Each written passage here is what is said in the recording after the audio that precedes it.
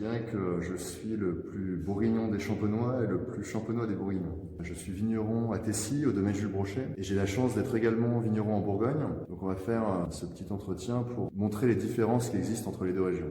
Même si de l'extérieur ça paraît très similaire, quand on plonge dans la région, on se rend compte qu'il y a des approches très différentes, notamment en termes de rendement. Nous en Champagne on parle en kilo-hectare. Eux, ils parlent en hectolitres hectares. Ils ont aussi un petit peu un patois différent. Pour le même travail, ils vont utiliser un mot différent. Donc au début, c'était un peu perturbant pour moi. Par exemple, nous, on dit lier la vigne après la taille et eux, ils disent attacher. Donc il y a quelques petites différences comme ça sur le langage de la vigne. Autre particularité de la Bourgogne, tout est très séparé. Ils sont très focalisés sur le terroir. Donc chaque parcelle, chaque village est déterminé. D'ailleurs, les appellations dépendent des villages. Donc tout est très cadré. Alors que nous, en Champagne, on est plus une région au départ d'assemblage. Donc on a une appellation qui englobe toute la région.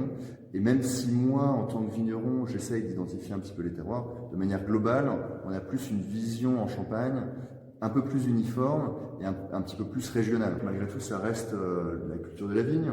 En plus, les vignes sont plantées de la même manière à 10 000 pieds hectares. C'est les mêmes cépages, Chardonnay et Pinot Noir, donc les mêmes cépages que je travaille en Champagne. Là-dessus, au niveau du travail en lui-même, même si les mots, les expressions sont un petit peu différentes, au final, le travail reste assez similaire. Bon, Pierrick, si je te dis Bourgogne ou Champagne, tu choisis quoi au final? Bah écoute, je dirais que je suis le plus bourguignon des champenois et le plus champenois des bourguignons.